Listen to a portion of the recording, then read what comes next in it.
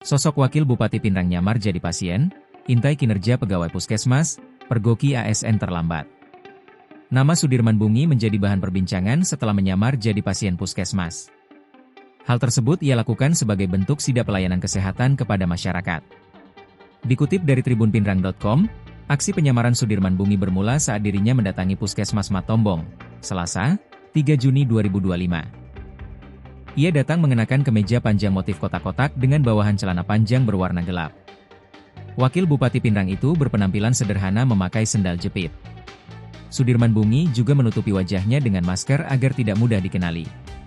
Ketika itu, tak ada satupun warga maupun petugas puskesmas menyadari keberadaan orang nomor 2 di Kabupaten Pinrang. Sudirman Bungi kemudian membuka penyamarannya dengan melepas masker yang menutupi wajahnya. Menyadari ada orang penting, warga dan petugas puskesmas berebut bersalaman dengan Sudirman Bungi. Sudirman Bungi dalam kesempatannya mengatakan, dirinya sudah berulang kali melakukan sidak dengan metode menyamar. Kali ini penyamarannya berhasil dibandingkan dengan aksi-aksi sebelumnya. Sudirman Bungi dalam menegakkan, aksi menyamarnya bukan untuk mencari kesalahan petugas puskesmas, melainkan ingin melihat kondisi real di lapangan, terlebih terkait pelayanan kepada masyarakat. Dalam sidak ini, dia memergoki ada aparatur sipil negara, ASN, yang terlambat masuk kerja.